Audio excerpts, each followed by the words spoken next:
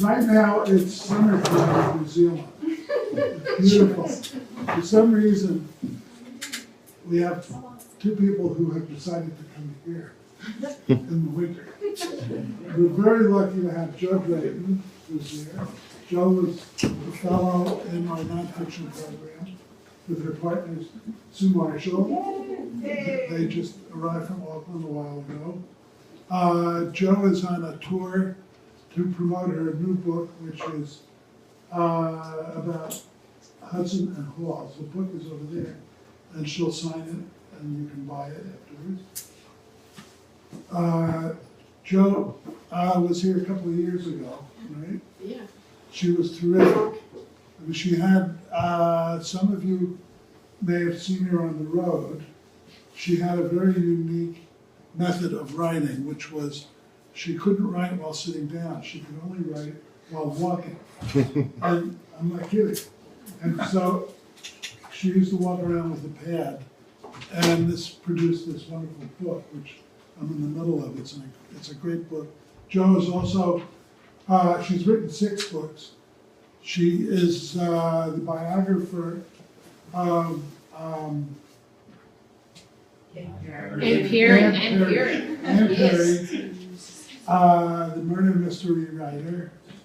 I'll leave it to Jo to explain to you how Anne Perry got to know about murder mysteries and her secret life before she became Anne Perry, which is an incredible story. And Jo, Anne Perry's written, I think, 80 books. Jo is one of the few people in the world that she has confided in, and the story is incredible.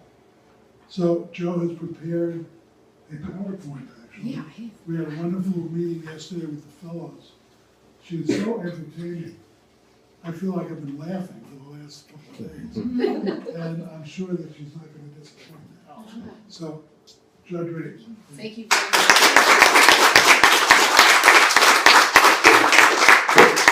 Thank you very much. It's a real pleasure to be here, even though it is winter and we are summer refugees from New Zealand. So, but it's a thrill. It's the time that we can get away and we can experience something different. And this is the closest to home that I can come to from New Zealand, because it's been the place in which, in some ways, I discovered my tribe, my heart, the things that I believe in, the people that I want to be with. And so it draws me back at a huge cost, including my suntan, like the $100 that I've got to buy to make it up. But I want to talk a little bit today. These are just thoughts, so I throw them out there because there are things that have occurred to me as I've been writing the 6 books that I've written and the things that I've learned. And I want to share them, and then I want to look at some images and some PowerPoint things. So I'll just do a little bit of a formal bit at the beginning, just because I want to say a few things, and I want to make sure that they're said, and then move on to, the more, I hope it will be slightly more entertaining, but at least it'll be more visual. So words first. And this is a quote. So if I ever get married, it will probably be to a book. I'm always falling in love with them, and they're wonderful in bed. Now, I wish I thought that. I wish I knew that before I got married, actually, the first time round. So these are the words of historian Marilyn Young, and they inspire you to consider the awesome power of books. Books exist in 2 worlds: in the twilight private life, in the quiet moments of reading, and in the full blaze of publication and public scrutiny. They're quoted in the press, they're reviewed. We read them as individuals, as private people, but also as part of the mob with a thumbs up, thumbs down mentality. So reading books is essentially a private experience that plugs us into a public grid, connecting the individual to a greater matrix. So if we were to look for the source of their power, then I would say it was in this connection, this capacity to be read in 2 worlds, the private and the public domains. really powerful. Books move us, they change us, they excite us in bed the way nothing else can. Well, almost. And in the ephemeral world of voicemail, electronic messages, the published word speaks to us with a sense of permanence, in a covert act of isolation, at its best in a one-on-one relationship with writer and reader. Few things rely on such intimacy. Few things today touch us in such a personal way. But at the same time, they have the power to shape our cultural memory, to assume the voice of authority in the highest and to highly contested material. They comment, they shape, they form, and they give us our sense of culture. They tell us our histories they establish our iconic heroes, the famous and the infamous, to define our identities. They work to define our identities and to essentially tell us who we are. So I believe that that's huge. I think it's very powerful. Therefore, I think, and I would argue, that the role of the writer, the reporter, the journalist is a very responsible one. And I would also go ahead and say that the role of the biographer is even more so, because the biographer takes both the individual and the masses of people that read books into the private lives of their subjects. Janet Malcolm, in her wonderfully provocative book, which is getting old now, but I think it still speaks real wisdom about writing and about the obligations of the writer. She wrote The Silent Woman. Sylvia Plath and Ted Hughes gives us a deliciously Dickensian picture of the biographer as a furtive Uriah Heep-style figure, a rifler through underpants drawers, a stealer of secrets. So I'm just going to move on to a quote from this book. So the biographer allows the reader to be a voyeur with him, to eavesdrop with him, to rifle desk drawers, to take what doesn't belong to him. The feeling is not entirely pleasurable. The act of snooping carries with it a certain discomfort and unease. One would not like to have this happen to oneself. When we are dead, we want to be remembered on our own terms, not on those of someone who has our most intimate, unconsidered, embarrassing letters in hand and proposes to read out loud from them to the world. So I think it's really interesting that I think that kind of does look at the downside. At least she's been quite sexist in writing the biographer's him.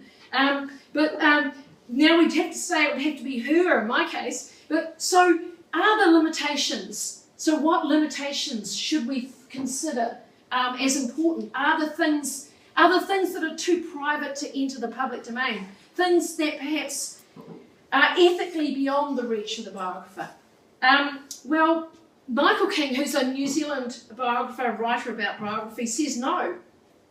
That in order to capture the intimacies of character, motivation and mannerism, that almost everything known about in a biography's life or a subject's life furthers these aims. So it's justifiable grist to the biographer's mill, provided the subject is dead. So living subjects are in a different category. So it's quite interesting. But he did draw the line from self. He would only go as far as the bedroom door.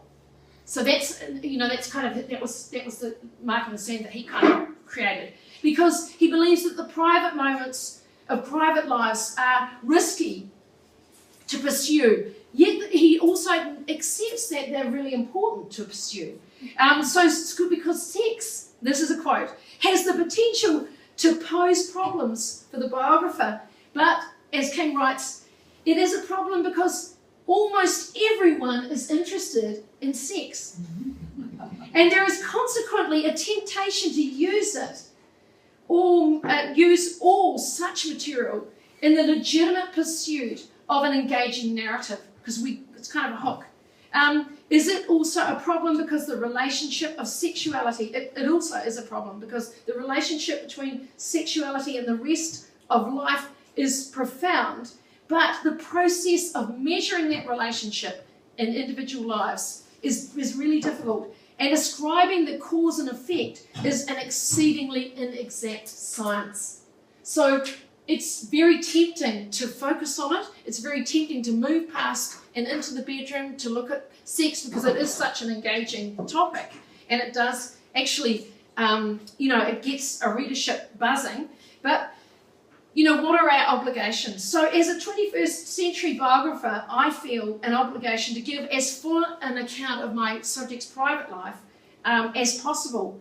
I rather think that New Zealanders are still loath to see, because my country is to see the humanity of their iconic figures. So it's really interesting that dealing with iconic figures, dealing with iconic subjects, and introducing these things that are uncomfortable, awkward, difficult, is a fascinating thing. And in New Zealand, we haven't kind of processed that enough, I don't think. And it's also a fine line for the biographer to walk, and one that Michael King, so this notion of sexuality and the subject and iconic figures is analogous to tightrope walking. King believes in telling a compassionate truth. So this is what I wanted to look at, and I think I kind of agree with him. A compassionate truth that implies working from the record and following evidence to whatever conclusion it indicates, but having at the same time regard for the sensibilities of living people, including the biography or the subject. So I think this is, I really actually think that this is a really valuable way of looking at writing biography. The compassionate truth, one that records and follows the evidence, and but also has that sensitivity about living people. And I mean, this is probably one of the reasons why Anne Perry trusted me with her life, was that in some ways I had sorted these issues out, and I knew that a compassionate biography was one that I would like to see myself as writing. I've always thought that if I had the subject in the room, even the historic subjects, that they would feel comfortable with what I wrote if they were now here in this world with our ideas. So I feel an obligation to my subject to be honest, yet at the same time I am sensitive to the personal nature of the material I'm dealing with. And there is an obligation to family and friends. So that's something that, because even if you have a dead subject, you have family who are still alive and still live with the memories and still live in the often long shadow of that iconic figure or that subject or that person of value and merit. So those are things that you have to consider. And there's an obligation to family and friends who live in that long shadow of memory, and they and then I haven't paid too much attention to this, but there's also the great expectations of the public. So if you're dealing with someone who's famous, whose life has been written about and whose achievements have been recorded and for public acclaim, then you have this big, long expectation around the subject, and the vague sense of a lynching mob if you actually transgress or change the record in any way. So that's a challenge you take on. So not only do you take on the sensibilities of the family, but because this is in a public dimension and it's in a public matrix, you take on the challenge of people's assumptions and the given history of that subject. So it's quite a dangerous thing. And I never realised that being a biographer was a dangerous job, but in actual fact I think it is. So you can get lynched by the public, or you can get lynched by the private life of the subject. So anyway, you can kind of fall foul of things. And I always wait after I release a biography for the axes to fall. There's usually more than one, or the arrows to shoot past my ear, just narrowly missing me, hopefully. So I felt the pressure of that as a biographer. In a way, when I started writing biography, I didn't realise how dangerous it really was, because you can really affront people and you can challenge them. And the better a biography is, the more people you challenge, the more challenging material you bring to the fore. So I just want to look at a few ideas, and then I'm going to whip into some pictures, and so you're going to be totally entertained. But I wanted to say those things about books and why it's important, because we are shaping cultural memory, we are shaping history. The words are important, and they are a permanent record, even though we don't feel as though they are. So the thing is, these are some facts. So we do not own the facts of our lives at all. So this is ownership passes out of our hands at birth, and so because at the moment we are first observed. So we are in the public domain as soon as we are being observed, and we are open to people's interpretation of who we are, what we are, and what we're doing. So there is no legal recourse. You cannot defame the dead, but biography has the medium through which the remaining secrets of the famous dead are taken from them and dumped in full view of the world. So that's the potential. Because you can't defame the dead, you can't be liable by it. So just some thoughts about writing biography. I often think, can this come back on me? And I think if they're dead, probably not.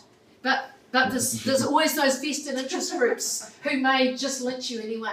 So the voyeurism and the busybodyism that impels writers and readers of biography alike are obscured by the apparatus of scholarship designed to give the enterprise an appearance of bank-like blandness and solidity. So I think this is quite interesting, because our process of research makes us feel that we're sort of engaged in a legitimate business, but in actual fact there can be, and often is, this other side. So the more his book reflects his industry, the more the reader believes that he is having an elevating literary experience rather than simply listening to backstairs gossip and reading other people's mail. So I just like it. I really think that that's it's just good stuff, because because you become fully, you feel like you've got the permission to do all sorts of things, because you do have this apparatus. You do it in an academic kind of way, but in actual fact, the transgressive nature of biography is really acknowledged. It's really acknowledged. There is a collusion the reader and the biographer have in an exciting and forbidden undertaking, in a way. So tiptoeing down the corridor together, standing in front of the bedroom door and trying to peek through the keyhole. So those are ideas about that Sylvia Plath particularly was really trying to challenge people and write as a biography. So there's almost a sense that it's subversive to withdraw any information, or to be in any way, well, in some ways compassionate. So to take vulnerability into consideration, to show compunction, to spare feelings, to push as far as you can. There's almost that feeling that that's subversive, that the biographer's business, like the journalist, is to satisfy the reader's curiosity, not to place limits on it. He is supposed to go out and bring back the goods, the malevolent secrets that have been quietly burning in archives and libraries and in the minds of contemporaries. So I think that it's just really good to be confronted by those issues that challenge you to think about what you're actually doing and what the process is and how legitimate it is. And I think that it's great. I'm glad I read this, because you have to reflect. You have to think about what you're doing. And the thing is that even if you're a biography yourself, I was looking at writing an autobiography, and I have written most of it. And the thing is that I realised how much of it you don't own yourself, because not only are you being observed, but you are an active participant in life, and you participate with other people, and those other people have rights. And so you're confronted by those issues. So relatives of the biographers are the biographers' natural enemies. They are like hostile tribes and explorer encounters and must be ruthlessly subdued to claim his territory. So it's really interesting because families are really the most hostile tribe that you often ever meet when you're writing biography. Or that's the way it's been for me. So and it can even be incidental people. So this is the books I've written, and these are the experiences I've had, which engage with some aspects of this. And so the Edith Collier I wrote in 20 years next year. So I've been writing these books over a 20-year period, and always there is this. These are relatively iconic, well-known characters in New Zealand. So we have the situation where each of these stories is out in the public domain in a certain version.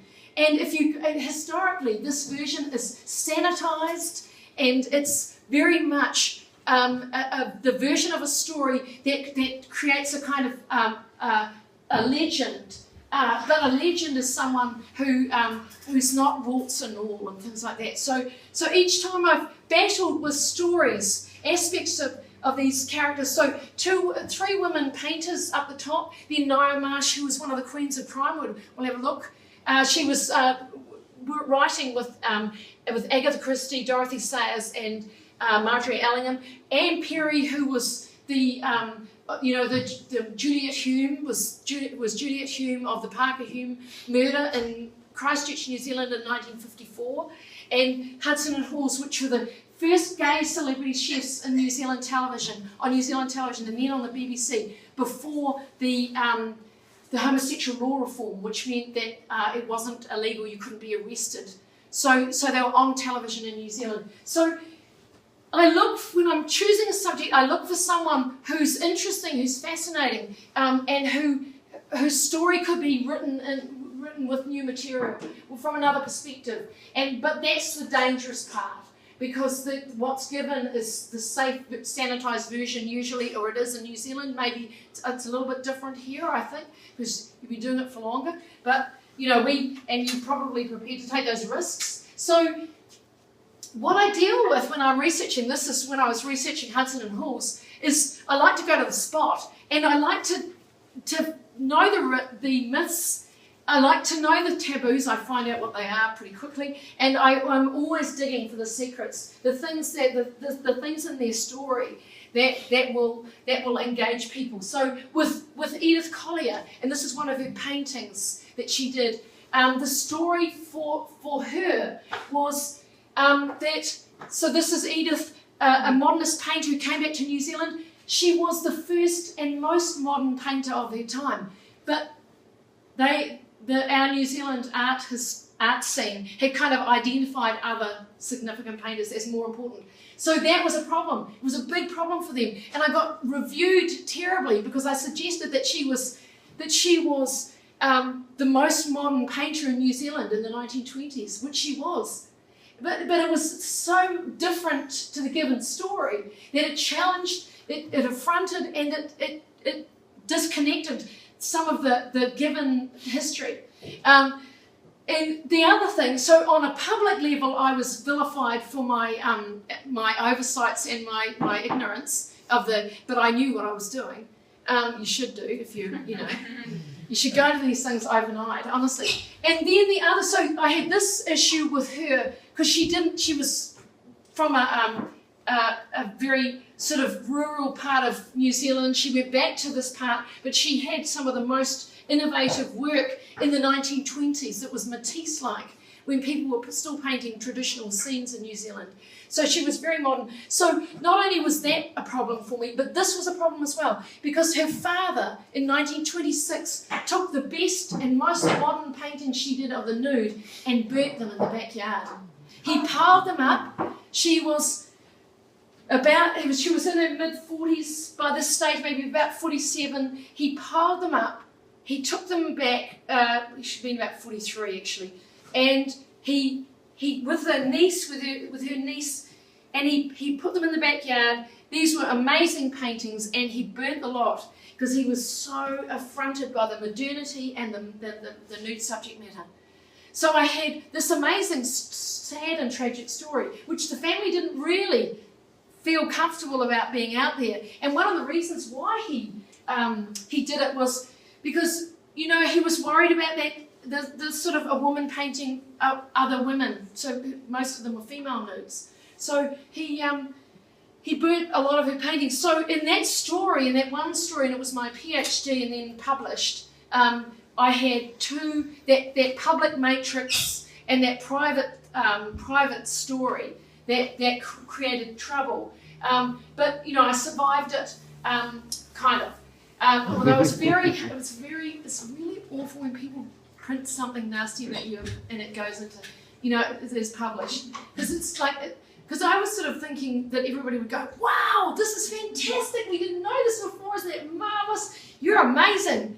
Did they do that? No, you don't get that one. You don't get that one until a long time later, and then you're probably dead. And someone else is writing your story and reading those private letters from your underpants drawer. Okay, so Rhona Haszard, just a really quick one. This was an amazing story as well. So she was an early modernist painter. She actually fell or jumped or was pushed from a tower at 30 years old in Egypt. So it was it suicide? Was it her husband, her second husband, who was after a brief affair, who was really angry about it. And so working out that story, we went to Egypt, and I actually climbed the tower that she fell from, which I like to do original research, and I had finally had to crawl across a beam because it had all caved in and fallen away and was quite derelict, the tower. And I did have this picture of the headlines reading, "Art historian tragically fell from the same tower as her subject," and because it would have fallen internally. It was 4 stories. It was a long way down. Well, it was a couple of stories down in the tower part of it. So I had to read her letters, and her second husband, who was one of the possible scenarios for her death, collected all her letters together. He was going to write her life, and he annotated the letters I read.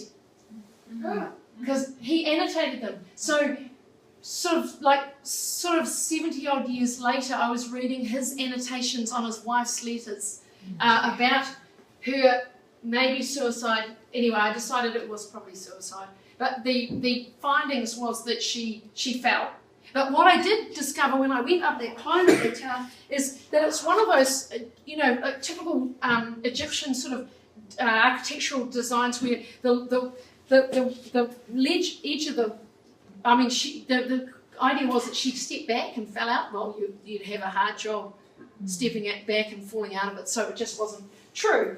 But it was difficult because it was a difficult story, and his relations were still, his children were still around, and so you have to deal with these stories which are not pivotal stories or major stories, but her relationships, her affair, how she died.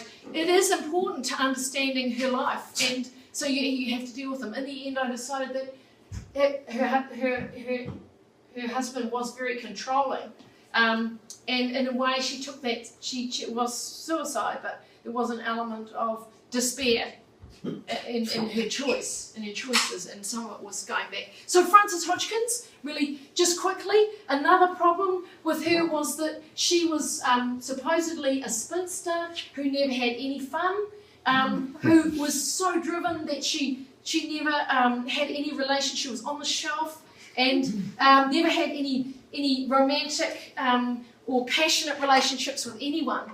And so here she is over here looking very defined and kind of strong. And so finding out her story and identifying the kind of climate that the world and the context in which she lived was quite difficult. And actually bringing it to the fore got me again in trouble, because she was someone who, she's running here thrillingly, and that's kind of was her girlfriend.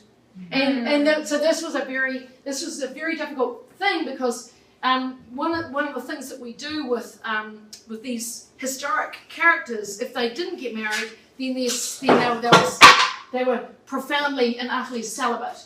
So that's the notion, if unmarried, celibate, fine, no worries. And certainly not, but when I dug around in her past and in her letters, I found that she had this rich bohemian life with lots of friends who were gay, lots of men that were gay, and women as well. And that very likely that she was, part of that scene.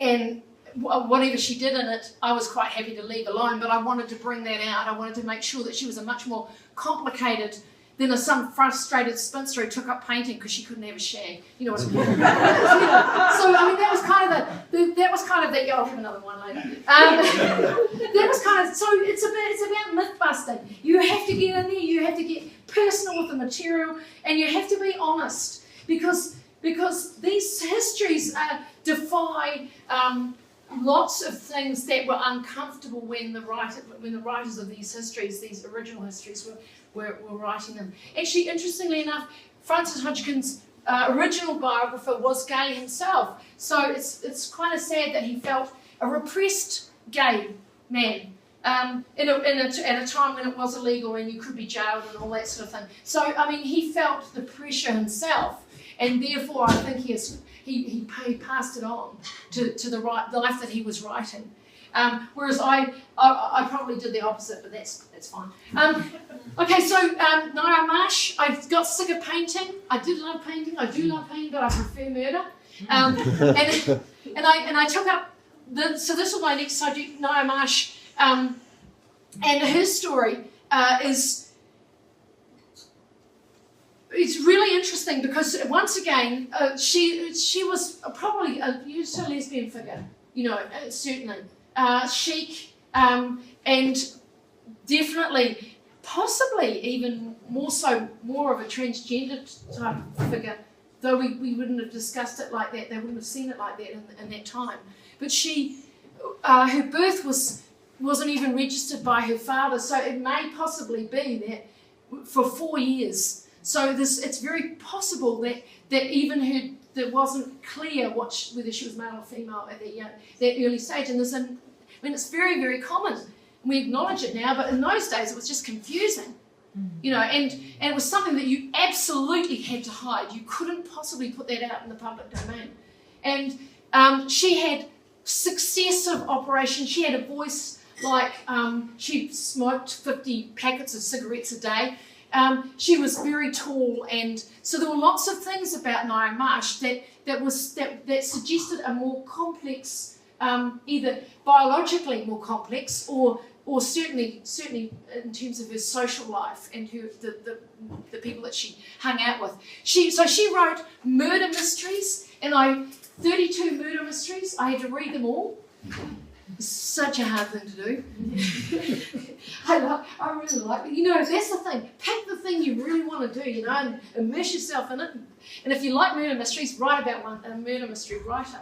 So she was tricky. She was tricky because not only was she a star of these, and this is a publicity photo from the early 1930s, a star in New Zealand for her writing, and globally as well. Very popular in the United States. Incredible. This was really her biggest market. But she was a theatre producer, director. So she directed Shakespeare mostly, but a lot of plays in New Zealand. So to deal with those kind of things and to deal with any relationships she might have had was also problematic for New Zealand, extremely, because she was on two fronts, a real hero. She, in 1949, they released 1 million copies of her books. Wow. 1 million copies. So I only did it for Agatha Christie, H.G. Wells, and someone I've never heard of.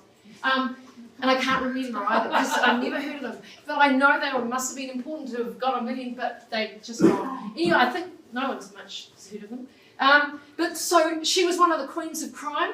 And so we've got Ngaio Marsh, Agatha Christie, Dorothy Sayers, and Marjorie Allingham.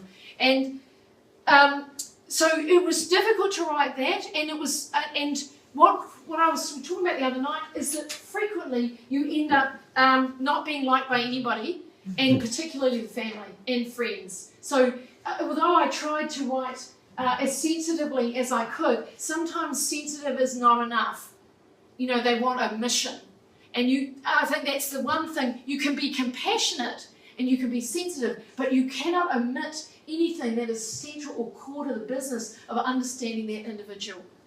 And it's a challenge that you have to take on and almost aggressively in terms of pushing you and driving yourself on, because it's a very, very hard thing to do. And if you're like me, someone who likes to be loved and adored, which I must admit I've had a bit of a shortfall of, really. It's very hard because it's not the way you want to be seen by the world. You know, it's not the way, but somehow it's important. So with those ideas in mind, I approached Anne Perry, who was Juliet Hume, and this is the way that I told this story. Interestingly enough, because what I did was I told her adult life, and through it I began her child life, so it's in 2 parts, and then the child life becomes central to the story, and it's the most of the chapter in the middle, and it all of the time talking to some of the books that she was writing, the child experience, talking to some of the books that she was writing through that time, and then it goes down to, and the two kind of connect up. Yeah. Could you just give a little background on the Hume period, what happened? Okay, right. Yes, true.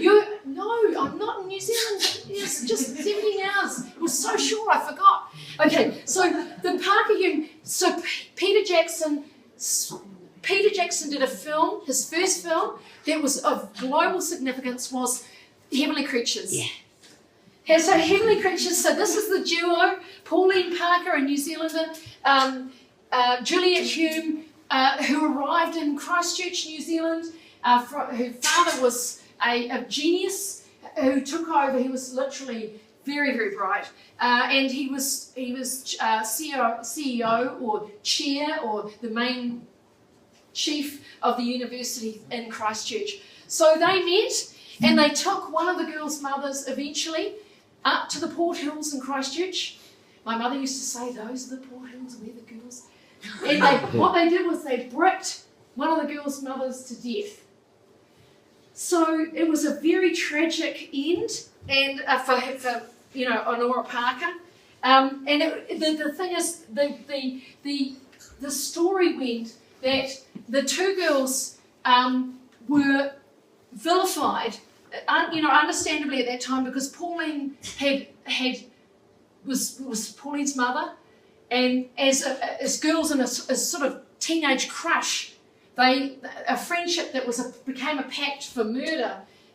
They took that woman, that Honora Parker, up to the Port Hills, and they killed her in a very violent and tragic kind of way. And so it became the Parker Hume murder.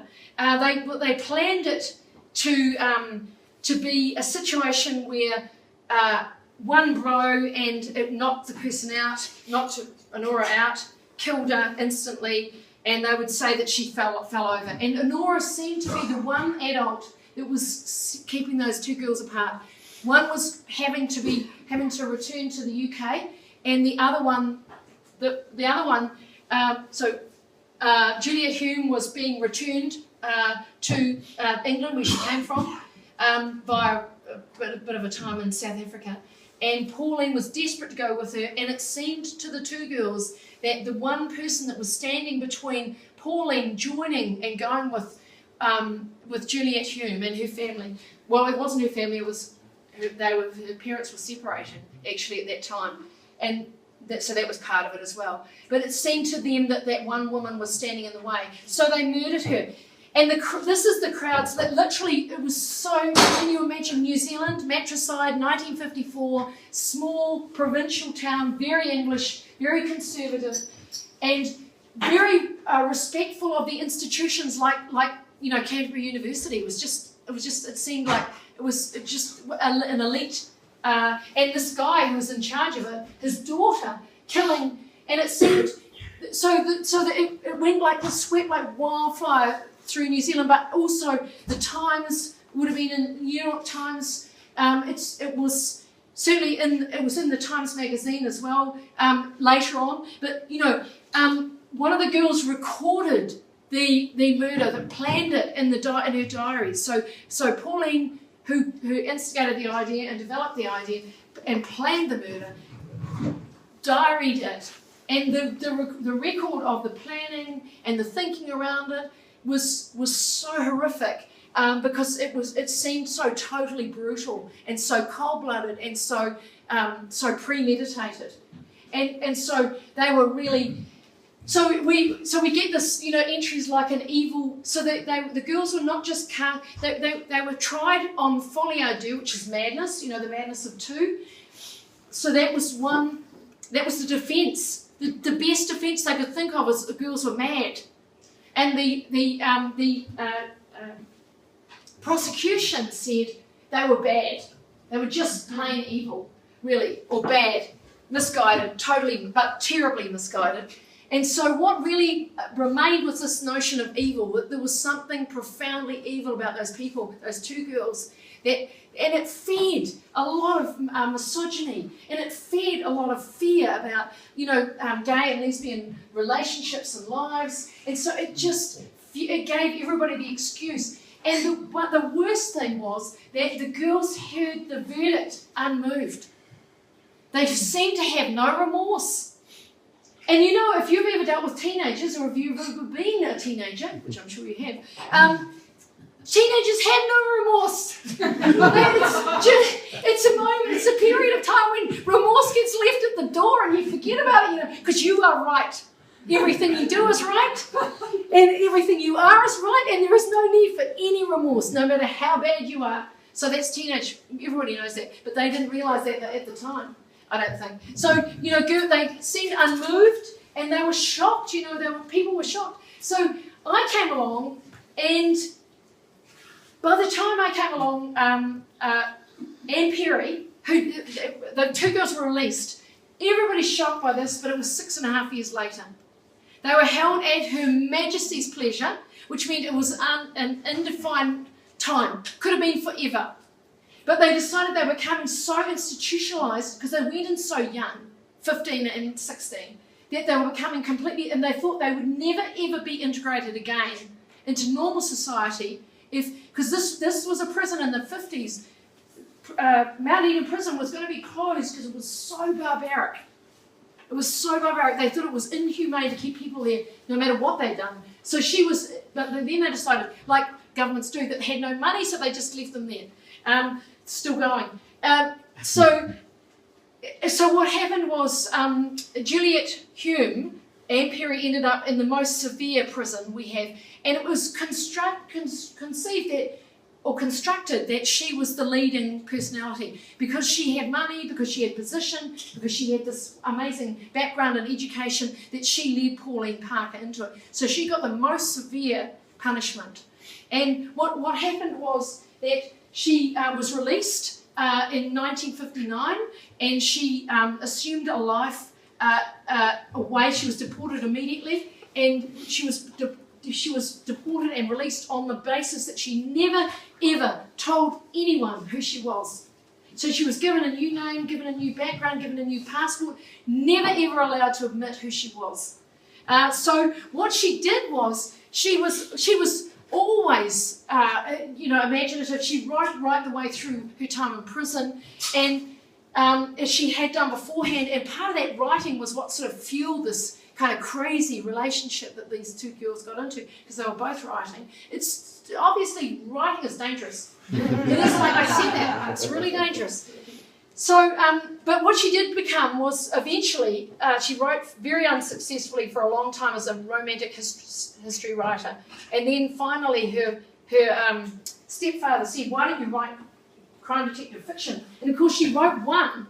And it was published it was accepted for publication 2 weeks later, after 10 years of writing this rubbish that kind of was amorphous and, kind of didn't go anywhere. Well, there's a solution in a murder mystery usually, isn't there? Mm-hmm. And so it's got a very tight plot. It's got it's a genre, it's a genre that has it's a formulaic almost. So, and she had the ideas, so she actually, this is her Edgar Allan Poe Award for writing. So she became a devout Mormon, and almost very early she came to America for a period of time. You gave her a green card, I blame you. You gave her a green card, even in spite of this, on the basis that she had rehabilitated herself and that she could make a contribution to the world. And did you get it right? You did. Because the green card didn't last for very long, and she did go back when her father was sick. But she started writing and eventually was published in crime detective fiction. So I came along many years after the murder. Oprah Winfrey had been turned down. You probably heard this before, but Oprah Winfrey had been turned down, and I managed to convince her that I would write a compassionate biography, that I would tell a compassionate truth, that I would not withhold anything, not hold anything back, but that if I saw the material in a way that I was able to do that, if I could meet her and feel comfortable with that's what I would do. And so she eventually did accept me as her biographer in 2010. So here we are. That's us together. And she and it was a great experience. And I don't want to talk about it too long, but because I'm gonna run you out of your patience, and I won't do that. So Hudson Halls, where do you go after murder? Food. And I really thought that it was, in a way, it was. I'd written these biographies without my identity or my sexuality being part of it, and I just thought, well, now I knew that if I wrote a story of Hudson Halls, I'd have to come out. I'd have to be part of the story, And I thought, well, maybe I haven't got much to look. I thought, no, my time's almost over now. I had nothing that knowing my sexuality probably won't affect things, but of course it does. But when I applied for the Carey Fellowship, it affected it in a very positive way, and I was thrilled. And this book is entirely dependent on my time here, because I lost my academic job, which when we were all disestablished, my department was disestablished, and I was teaching high school, really, really tough, and it was here that I managed to find the time and the space and the encouragement and the fabulous context in which to write the book. And a lake I could walk around any number of times. and so what I did was, it seemed like a good topic. I remember applying for to be fair, Sue was always looking for things for me, because I always moan on about how I've got no time and I need to write them. And anyway, she does. So she found this Carey Institute one, and she goes, if you do not apply for this, she said, I will never look for another thing again. And I thought, oh my God, that sounds really serious. So I sat down, and after it had closed here, like there in New Zealand, because we were 18 hours ahead. It's the only thing we were ahead on, honestly, it's time. We were ahead on 18 hours ahead. So something like that. So in that 18-hour lag between New Zealand being closed in New Zealand and being still alive here, I applied for it. And I said to Susan, I was typing away and I'm going, do you think I should tell them they're gay? Jeffin, what do you think? Should I play it down? And I thought, how can you do that? That's what they were, and that's the whole point of the book. And so, because they were celebrity chefs in New Zealand when as I said, when the whole notion of homosexuality was pushed down, no one talked about it, and they were on television, prime time, camping it up, having these domestic fights and arguments and throwing things at each other because they drank a lot while they were actually being filmed, and having these amazing rows. And you just couldn't. I mean, that was the story. That was the story. It was amazing that New Zealand actually accepted these people. So we, luckily, before I came here, I managed to interview David, one of them. They're both dead. So one of them, I managed to interview his sister, Janet. And Janet gave me these photographs, most of these photographs. But what happened when I went there to find out about him, she had burnt his letters. They felt so uncomfortable about him being gay. They had burnt his letters, they had burnt his diaries, and most of the photographs had gone as well. And they were so ashamed. And when I talked to her about it, you could see her, you could see physically how awkward she felt about it. And I just could not even say for a minute that I had a female partner, because that was just a no. That was a 0 on that one. So because you could see that it would be, it would be instantly interpreted uncomfortably. So there's a family secret. And what happened was there was Janet. So this is David this is David Halls, one of the subjects.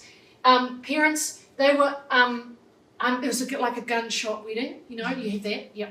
Okay, but it was when it mattered. Now it doesn't matter, but that the family was still awkward about his sexuality, about the fact that he was actually technically illegitimate.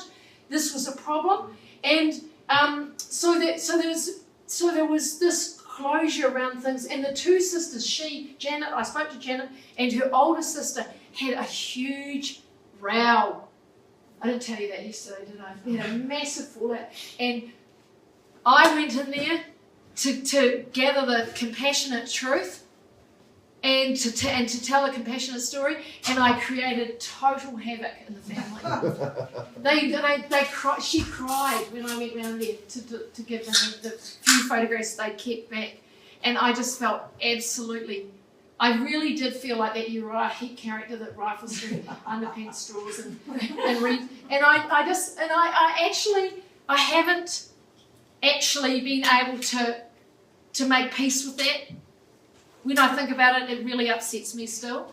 I've got other things that upset me, so it's in a line. It's in a continuum of upsetting things I've done. But this is quite high on the list. Because you never think that you're going to create that kind of havoc. When you just do it writing a story. That's why words matter. That's why books are so powerful, and that's why you do have to critically analyse what you're doing. So I ruined that family. So then I moved on to Pete. So I broke that family up. So then I moved on to Peter's background, and Peter's the other one, Peter Hudson. And what I did was I had nothing for Peter Hudson, nothing at all, no story, nothing. Just a whole lot of conflicting stories that didn't add up. And so after my time here, I left a space in chapter 3 for his story. There was nothing. And so I knew that I was going to have to go to Melbourne. That's where he was born. And I'd hunt his story out while I was there. But I had no hope of actually finding one. So there's Peter, sweet. I love these young photographs. I just love them. And you notice this here?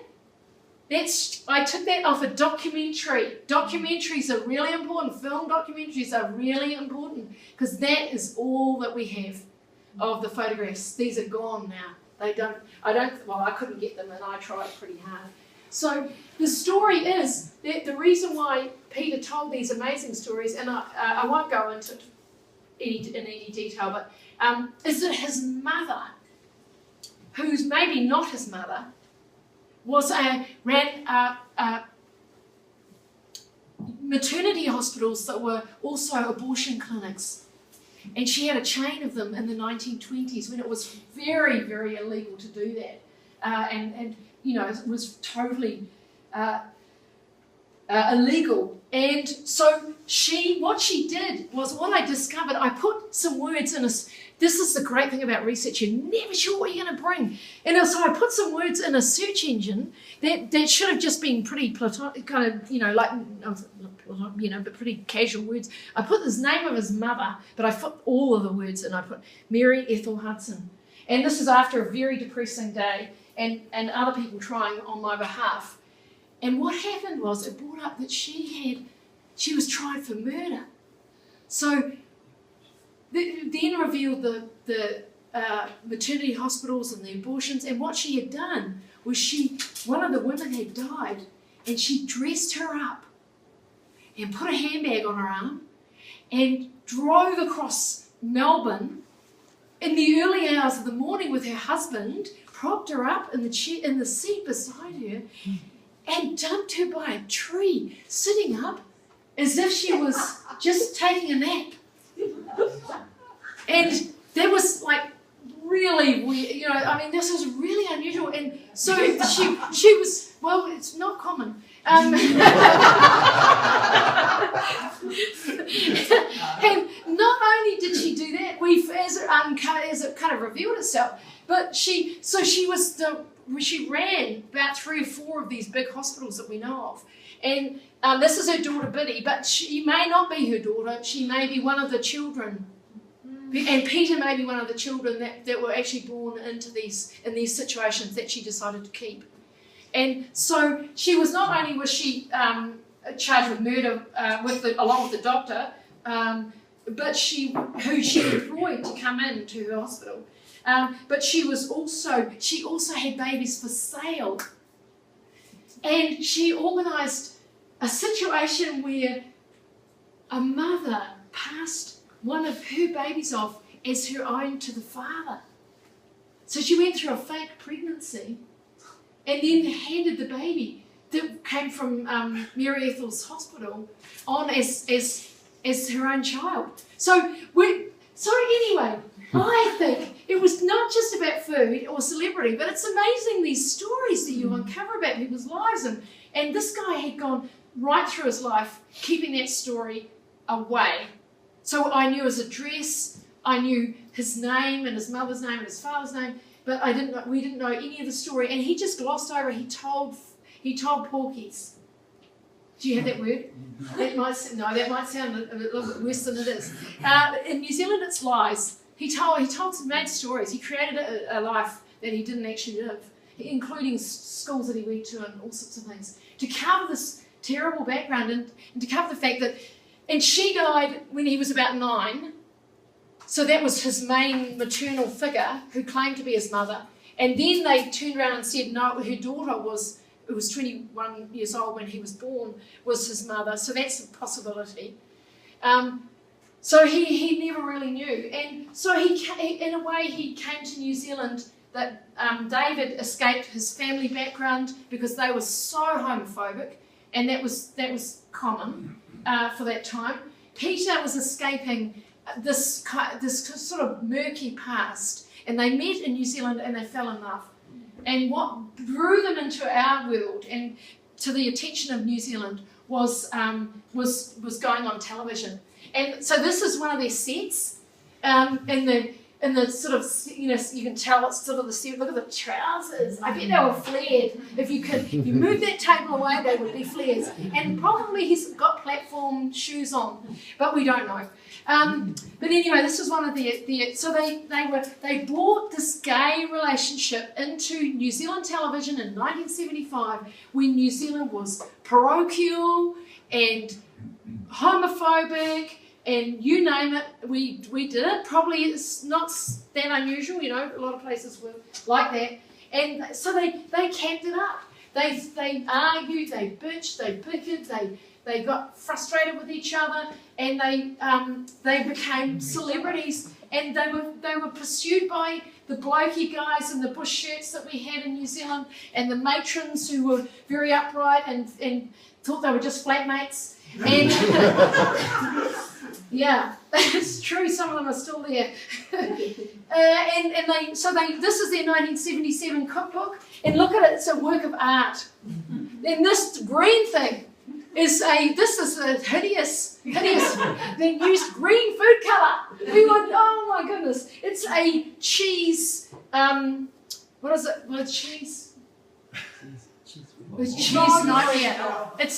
Yeah. I do know about food, and I've just had it was a cheese mold. Cheese mold, and mold is exactly what it looks like. So they were on television for a while, and they became very successful and were very desirable. And then they left television for a while because they were almost getting too confident and egotistical about themselves, and they got snaky with the powers that be, the big chiefs in television, and they ended up without a show. And for the period of about 18 months, they were unemployed in television. They started a restaurant, the Hudson Halls Oyster and Fish Restaurant. And so that was in Jervis Road in Auckland. And there they are. And they ran that for a while and then got back on TV. And so I'm just going to go through the naked truth. This is pretty scary. They moved from Auckland to a sort of lifestyle block for a while, but then they were running the restaurant and on television, and running this sort of like a lifestyle farm. And you can see the very bad looking Speedos, and I'm not sure they're Speedos, but I'm hoping they are. Because anyway, so so they were in television, and then New Zealand kind of they were Entertainers of the Year in 1981, but by 1983 there was a sort of lag in the statistics and reviews for the show. And by this stage, they moved into Auckland, into Glendowie. So 1986 was their last show, and then in 87 they started at the BBC. But they always hoped they'd get back on television in New Zealand. That was because that's where they'd started. And they really wanted contracts. And they stayed in New Zealand until they really couldn't stay there any longer. They couldn't sustain this producing programs on the BBC and flying there and doing their shows and then coming back to New Zealand. That was just getting too expensive for them. So so what they did was that in 1990 they actually moved over to the UK, over to London. But in the meantime, Peter Hudson had developed prostate cancer, and he had been treated for it, they thought, successfully. But in a way, they always had this kind of cavalier attitude to life. They were risk takers. They got on TV because they took risks. They stayed on TV because they were sort of risky and dangerous, and they were always prepared to do that. And they bought a very flash, or the lease to a very, very flash apartment in London in St James and Jermyn Street, which is the men's fashion clothing area. And they lived that kind of, they were always heavy drinkers, they were always big party goers, they entertained in New Zealand. And this is some of the stills from their BBC show, and it was very successful, but totally panned by the critics. The critics hated them. There was a bit of snobbery because they were Antipodean. By that stage, they were regarded as Antipodean, but also because by this stage, the AIDS epidemic had kind of hit, and so there was a real fear, still a fear in 87. I mean, Princess Diana was, shaking hands with gay men with AIDS because she wanted to change the perception and change people, around their attitudes. So they were they were beginning on television on the BBC at this very point at which this was going on.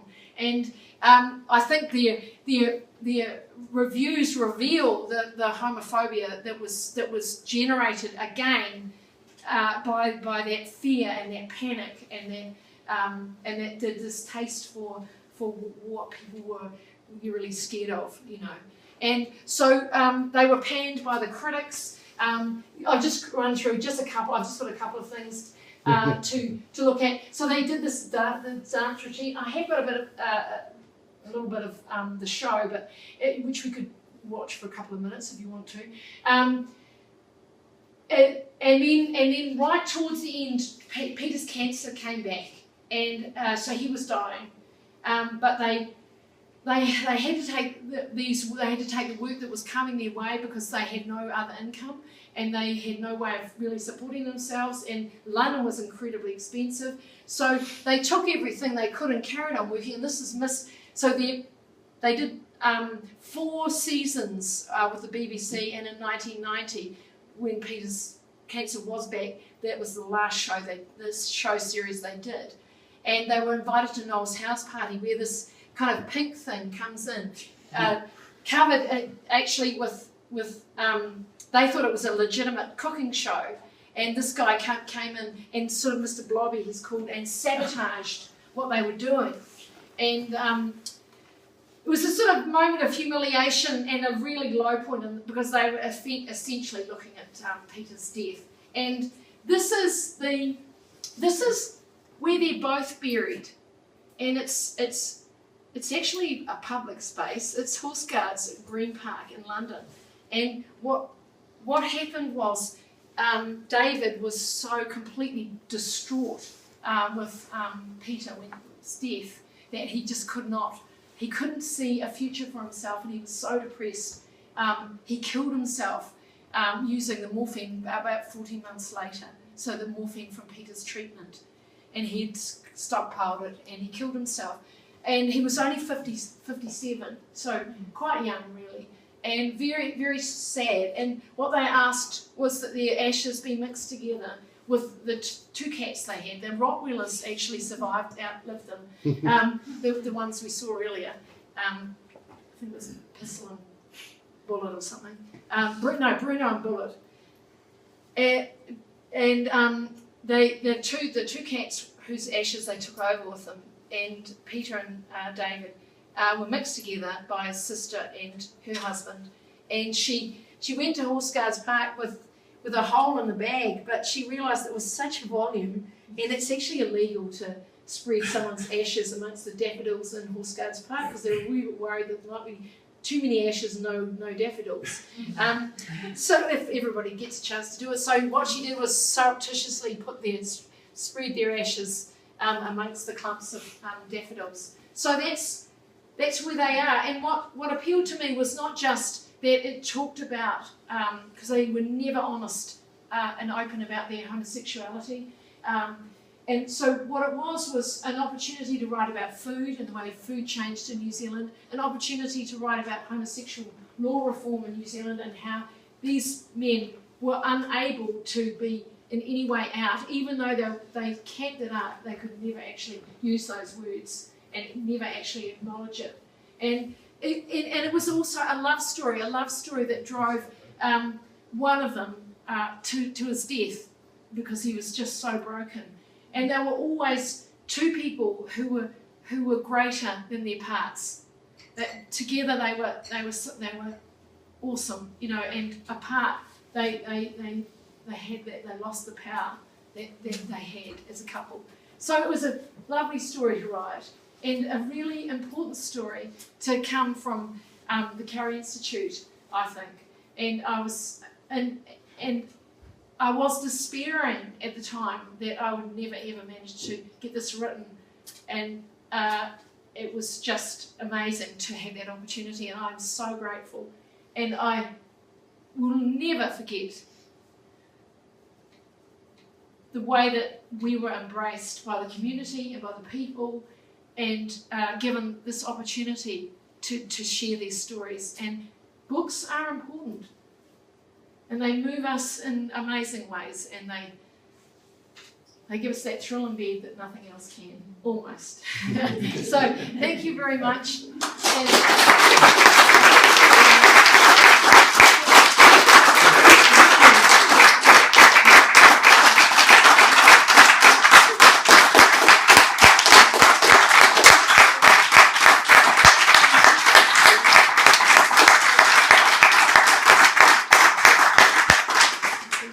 That was fascinating.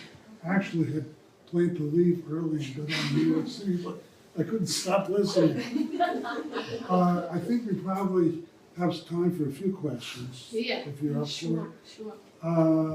Does anyone want to, and I don't know if you left anything unsaid, actually. No, although you did. I stuffed a So- bit between the daffodils, honestly. And you can see why we loved having Jo up here, and we're so happy that she's back. I mean, she was wonderful to be with every day that she was up here. That's great. The Yes. bonus was that she was walking around writing on the road. Does anyone want to say anything, comment, or ask a question? Or should we just drink and collar Jo? I could just interrupt and say, when Jo applied for the Carey Institute, she was like worried about, Yeah. am I going to say that these guys are gay or not?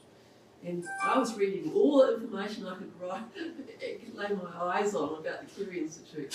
And I said, that guy, that little Carey, I don't know what it is.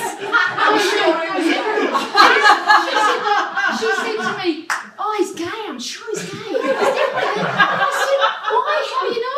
She said, he's got 4 Labradors. He's got 4 Labradors. She was convinced. And I saw the photograph in the picture and the 4 Labradors, and I thought, I think she's got it right. Good game, Rob. So, you're at the Yeah.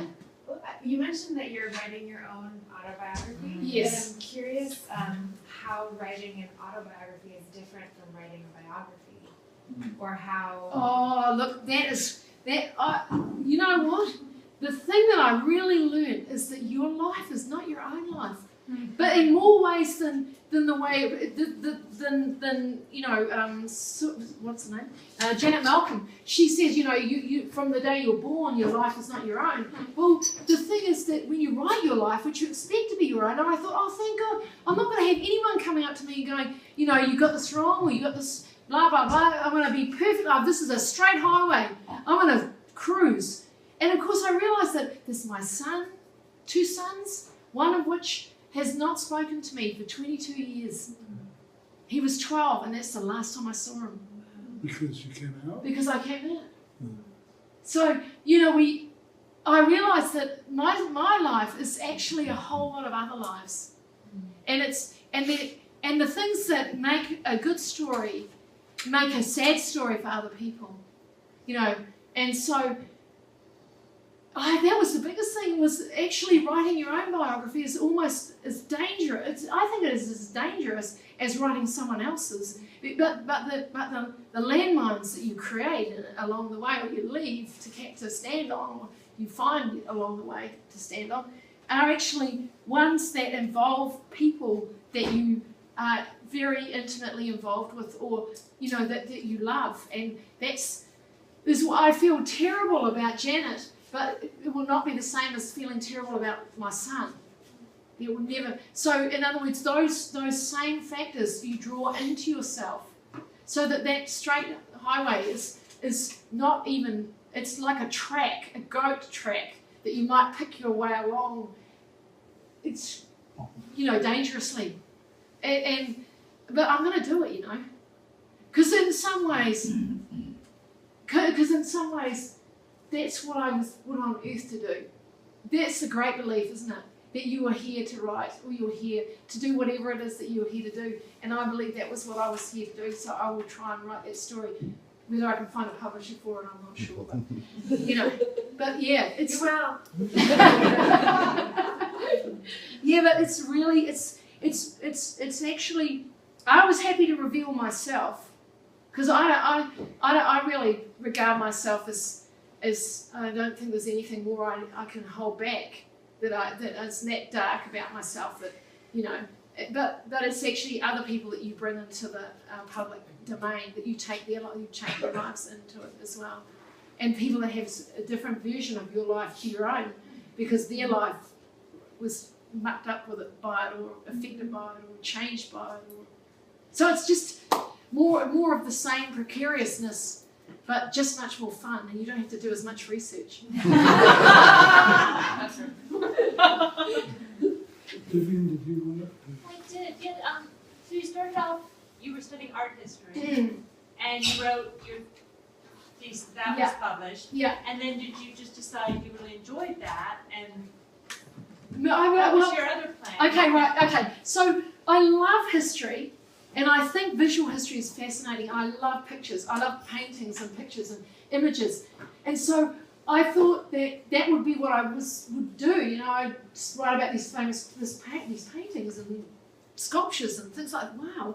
And then I found myself actually interested in that bit, but actually much more interested in why they did it and how they did it and who they went to bed with and how they conceived themselves and what was the notion of the times and how was their society, what was it saying about art and what were they allowed to do and was it more difficult for women or men and I became so what happened was actually the paintings became less important to what I was doing and the life became the fabric of my interest. And I don't even mind, like I ended up writing about a murderer because in a way, infamy and fame are just a couple of big screw-ups apart, and maybe just one in Perry's, case. And the notion that in actual fact we can do horrendous things and be actually the same person before and maybe even the same person after is, we don't see it like that. We black and white things we want to put.